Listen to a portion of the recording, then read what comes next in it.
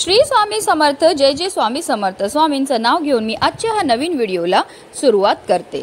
श्रावण महिना भगवान शंकराला समर्पित असून या महिन्यात उपवास, पूजा आणि धार्मिक कार्याला विशेष महत्त्व दिले जाते।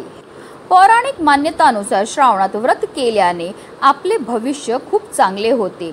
भगवान शंकराची आपल्यावर कृपा दृष्टी राहते। या श्रावण महिन्यात केवळ सोमवारच नाही तर काही जण श्रावणी शनिवारीही उपवास धरतात आणि 2 ऑगस्टला आहे श्रावणातील दुसरा शनिवार।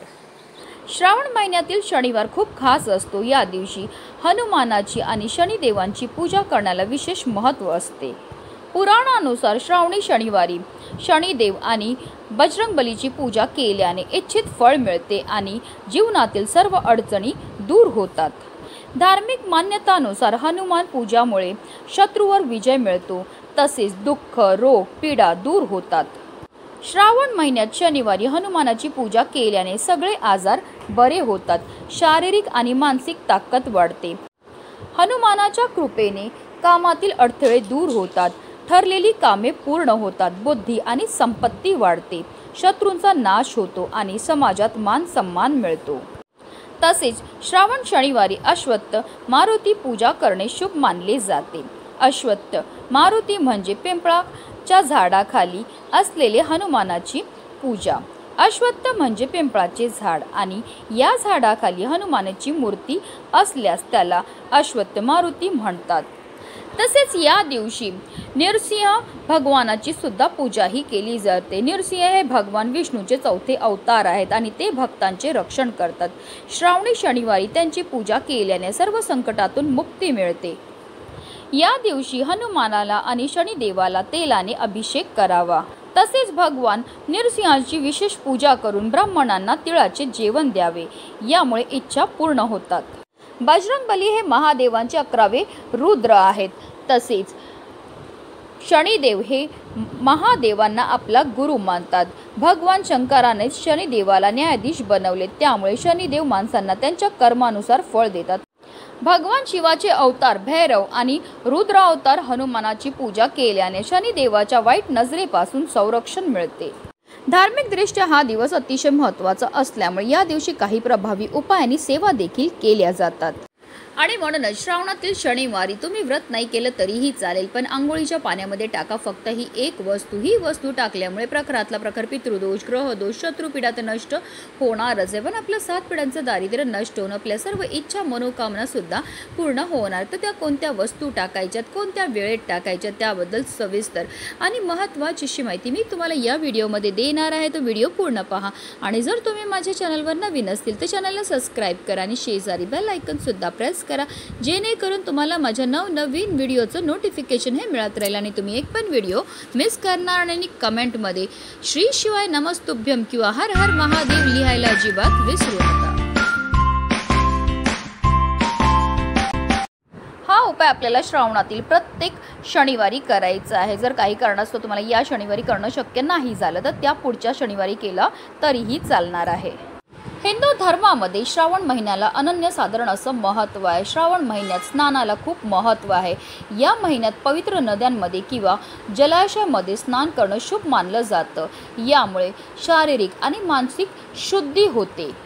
श्रावण महिना भगवान शंकराला समर्पित असल्याने या महिन्यात पाण्यात दैवी ऊर्जा असते, त्यामुळे या पाण्यात स्नान केल्याने शरीराबरोबर मन सुद्धा पवित्र होतं।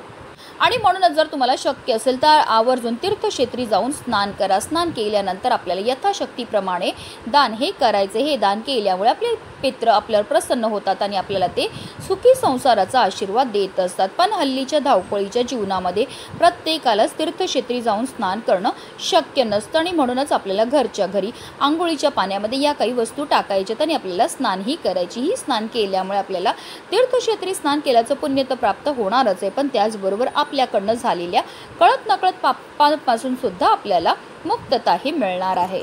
आणि म्हणूनच श्रावणातील पहिला शनिवारी आपल्याला सकाळी ब्रह्ममुहूर्तावर उठायचं आहे आणि अंथरुणामध्येच महादेव, त्याचबरोबर बजरंगबली आणि शनिदेवाचं स्मरण करायचं आहे. कारण असं म्हटलं जातं ब्रह्ममुहूर्तावर आपण जे पण कार्य करतो त्यामध्ये आपल्याला अनंत पटीने पुण्यफळ हे प्राप्त होत असतं. आता आंघोळीला जर शक्य असेल तर आवर्जून थंड पाणी घ्या, नाही तर गरम पाणी घेतलं तरीही चालणार आहे. या पाण्यामध्ये सगळ्यात पहिली वस्तू जी आपल्याला टाकायचं ते म्हणजे गंगाजल. गंगाजल टाकून स्नान केल्यामुळे आपल्याला तीर्थक्षेत्री स्नान केल्याचं पुण्य प्राप्त होतं.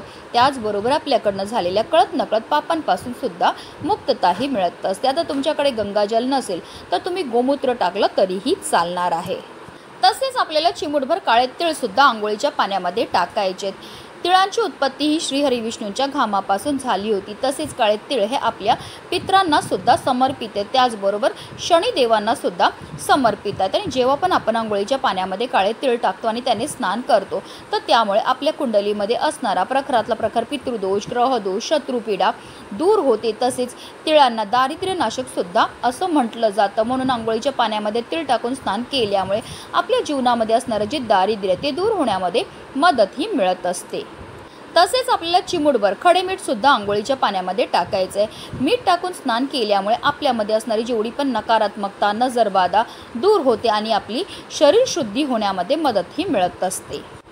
तसेच आपल्याला चिमूटभर हळद सुद्धा आंघोळीच्या पाण्यामध्ये टाकायचं आहे. हळद टाकून स्नान केल्यामुळे आपल्या कुंडलीतील ग्रहदोषापासून आपल्याला मुक्तताही मिळत असते.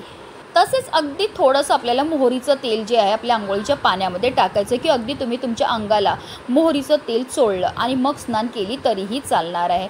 आंघोळीच्या पाण्यामध्ये मोहरीचं तेल टाकल्याने शनीचा प्रकोप शांत होतो. तर या सर्व वस्तू आपल्याला आंघोळीच्या पाण्यामध्ये टाकायच्यात आणि आपल्याला स्नानही करायचे. पण बऱ्याचदा लोक चुकीच्या पद्धतीने स्नान करतात, त्यामुळे सुद्धा आपल्याला केलेल्या उपायाचं कोणतंही शुभ फळ प्राप्त होत नाही. म्हणून आपल्याला काय करायचं आहे, सर्वप्रथम 1 मग पाणी आपल्या उजव्या खांद्यावर टाकायचं, 1 मग पाणी आपल्या डाव्या खांद्यावर टाकायचं आणि त्यानंतर आपल्याला संपूर्ण स्नानही करायची. ही स्नान करताना आपल्याला या एका प्रभावी मंत्राचा जप सुद्धा करायचा आहे. गंगे च यमुने च गोदावरी सरस्वती नर्मदे सिंधू कावेरी जलस्मिन्स निधी कुरु. या मंत्राचा अर्थ असा होतो, गंगा, यमुना, गोदावरी, सरस्वती, नर्मदा, सिंधू, कावेरी या सर्व पवित्र नद्यांचं जल या पाण्यामध्ये समाविष्ट झालेल्याने या पवित्र पाण्याने मी स्नानही करत आहे. जेव्हा आपण आंघोळीच्या पाण्यामध्ये या वस्तू टाकतो त्याचबरोबर मंत्राचा जप करतो, त्यामुळे आपल्या तनाबरोबर आपल्या मनाची सुद्धा शुद्धीही होत असते. आणि पवित्र तनाने, पवित्र मनाने केलेल्या प्रत्येक कार्यामध्ये आपल्याला 100 पटीने पुण्यफळ हे प्राप्त होत असतं. अतिशय प्रभावी असा हा उपाय आहे. हा उपाय केल्यामुळे आपल्या जीवनामध्ये असणारा प्रखरातला प्रखर पितृदोष, ग्रहदोष, शत्रुपीडा तर नष्ट होणारच आहे, पण आपल्या 7 पिढ्यांचं दारिद्र्य नष्ट होऊन आपल्या संपूर्ण कुटुंबाची भरभरून अशी प्रगती होणार आहे. म्हणूनच व्हिडिओ जास्तीत जास्त लोकांपर्यंत शेअर करा, जेणेकरून प्रत्येकाच्या आयुष्याचं कल्याण हो हीच मनामध्ये इच्छा. हर हर महादेव.